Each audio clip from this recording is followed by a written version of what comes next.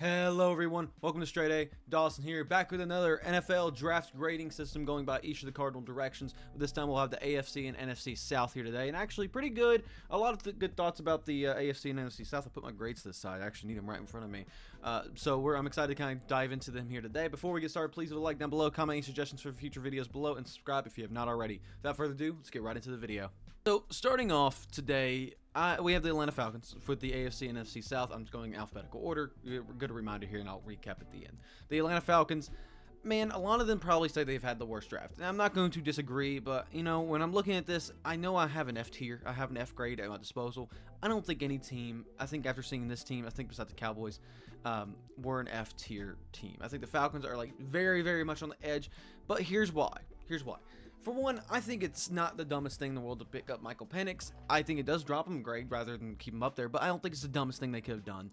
And they picked up a lot of defensive linebackers to help boost up that defense, which they really need to get going. Their offense seems pretty damn good, and their offensive line, I guess, could have maybe used a little bit of help, but like I don't think it really needed that much help anyway. And I think their secondary is pretty fine too. So it really is just that linebackers that really were keeping them back.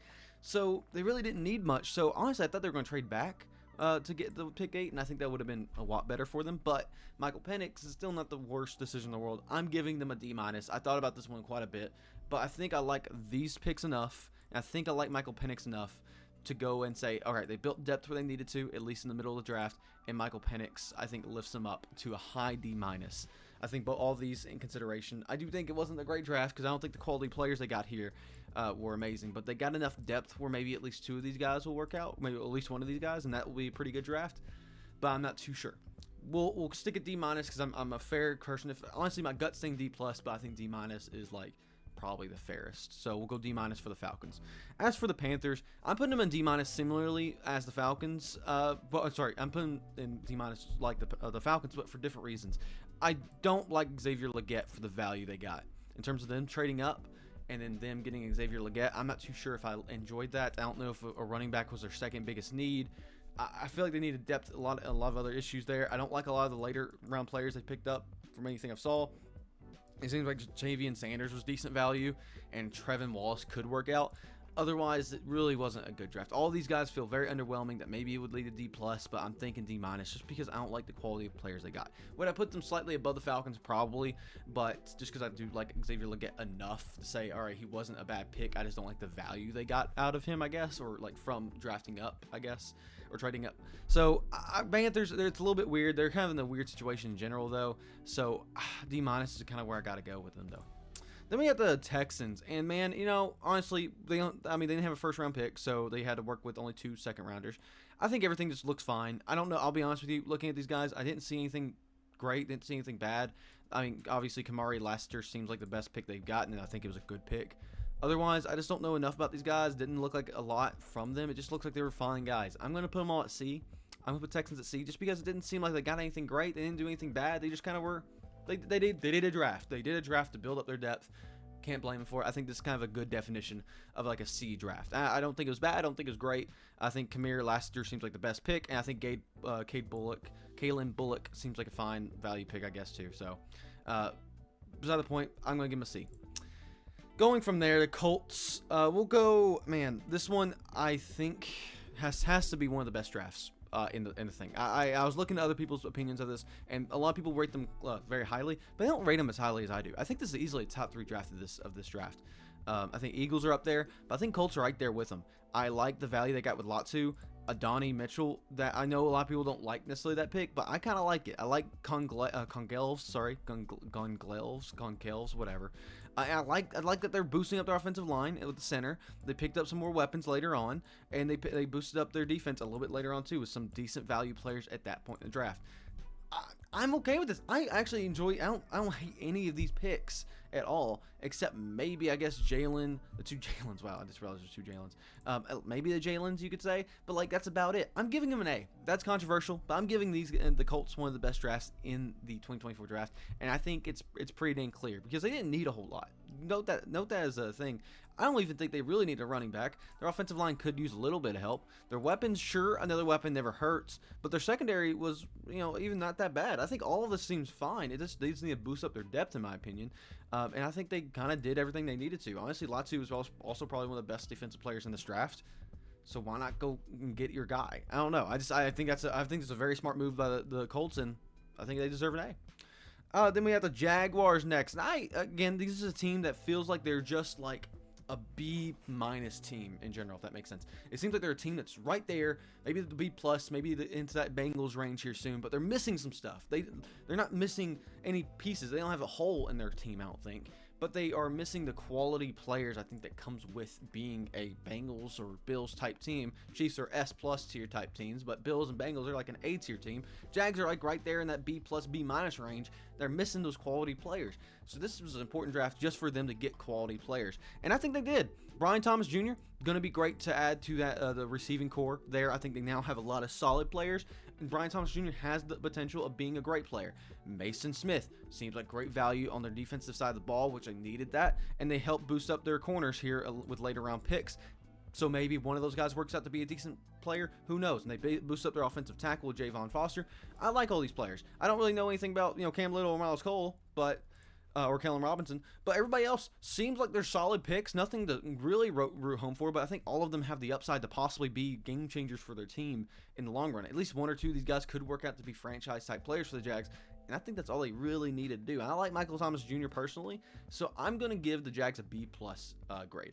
A is not like, A would be more so if they picked up a Latu type defensive player, but like, I like all their players enough where I'm like, I don't deserve just a right above average. I think they went in the right direction very well, and I think they were one of the AFC South teams to actually come out a little bit ahead here. I think all of them did, but Texans probably less so. But Jaguars here, B+, 100%. Then we'll go the Saints. Saints, honestly, again, up there with the Colts in terms of one of the best drafts. I think ever since the day of, I've cooled down on it for one reason. I think that these two picks were the best possible situations for the Saints. I think, again, you pick up one of the greatest offensive tackles. Honestly, him dropping to 14, fucking crime. Him and Latham, okay. I think they're very comparable. But I like Fuaga. I think it's great value. I love Kool-Aid. I love Kool-Aid anyway. But, I think those are two great solid picks from the Saints here. And I think they got a fucking steal with Spencer Rattler. And the reason I'm saying this now is because Spencer Rattler was like he was that definitive seventh guy. Yeah, sure, whatever. Once you get past the first round of quarterbacks, it's really not worth going for. I don't know why like Will Levis went in the second round, for example. He should have gone, I don't know, first, but I guess he did go early second. Whatever. It feels like you either got to go first round for your QB or like basically day 3. And Spencer Rattler failed this day 3, and the Saints picked up their guy because Derek Carr, we don't know what his situation is with the Saints. And if you're going to pick up a guy and not use one of your 2 top picks that you could use on solid players, Spencer Rattler isn't the greatest player. He doesn't have the hugest upside, but he's a talent. He's a good talent that has the potential to be good. You never know what you can get with some of these QBs, and I think at least Spencer Rattler was a definitive 7th guy. Well, there's really nobody behind him that was even remotely close to anybody else. So Spencer Rattler, could he really be that game changer? Never know. Great value at pick 5 or round 5 though, and you can't deny that. I think round 5 picking up a high upside or possibly good upside QB for a 5th round pick, I think is very much worth it to possibly get your franchise guy in the future if you have a good enough coaching staff to bring him up. Either way, you go into these other picks, and like Jalen Ford, sure, Christian Boyd, sure, all these other ones pretty good. And I think I finally come down on it because I think I like their first 3 picks pretty solidly, but they didn't have much else. Like, come on, they didn't have round 3, they didn't have a round 4, and they didn't have any additional round 1 or round 2s. I think I'm gonna give them B+. I do think pick wise, I think they are probably a team, a draft. But I think I have to just be a little hesitant just because, again, I don't know exactly how these guys are going to pan out. Then again, we don't know how many of these day 3 guys are going to pan out. And just kind of be a little hesitant since they didn't have the draft capital this year and give them a B+ and be fine with that. But Saints, I love their draft. I love their draft this year. Moving on to the Bucs, I think this is going to be very much a Texan situation. Again, they didn't need much. They didn't need anything fancy. Even their corners, I think, is sure. I guess they could use corners. Their offensive line, though, was very much needed for Graham Barton. I think it was a solid pick. Don't think it's fancy. Don't think it's flashy. Don't think it's great. It's just it's the best pick available for them in their position. Great. Chris Braswell, sure, kind of a best player available type deal for me. Don't think they needed the edge, but like sure, it was good enough. Then you go down to Jalen McMillan, sure. I mean, he adds a little bit of youth to that team that is needed. But otherwise, you kind of get into the weaker, Bucky Irving, I guess you could always use a high upside running back, especially if you're in round 4 at that point, sure.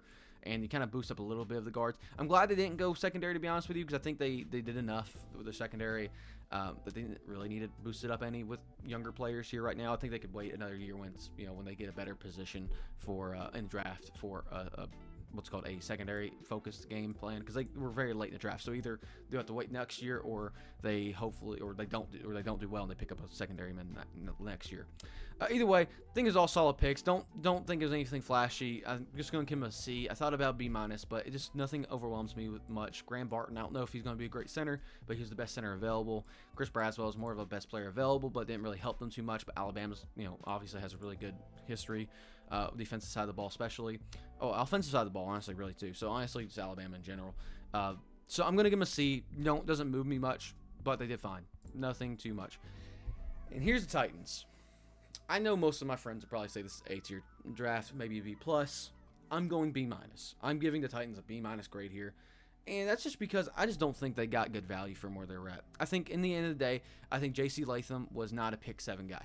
I know that no matter what, they were going to go offensive tackle, whether it was oh my gosh, why I can't remember his name.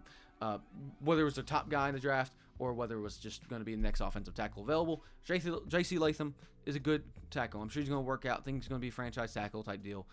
But it feels like some of the guys like Fuaga behind him are just about the same value. It feels like they could have got a better player there. Devondre Sweat, I'm not convinced it's going to be great, but he seems fine. Cedric Gray, same thing. They seem like quality picks. Seems like Javis Brownlee Jr. I know most of these guys because I've been told about them. But when I look them up, I'm not just moved by any of this. I think they definitely came up from the draft, so they're not a C. But I just got to go B- just because I don't think J.C. Latham was the quality pick for pick 7. Is he a good tackle? Like I said, great tackle. Could this be a B+ draft? 100%. Maybe I'm a little biased because I'm around Titans fans so much. I'm like, maybe I'm more pessimistic. But I'm gonna go B-. It's a strong B-, but I just don't know if I like the quality of where they were in the draft and what they got, if that makes sense. Either way, I think Titans did good, and I'm actually getting more and more excited to watch the Titans this next year, though I don't think they'll do as good as people are hoping they do. So we'll see.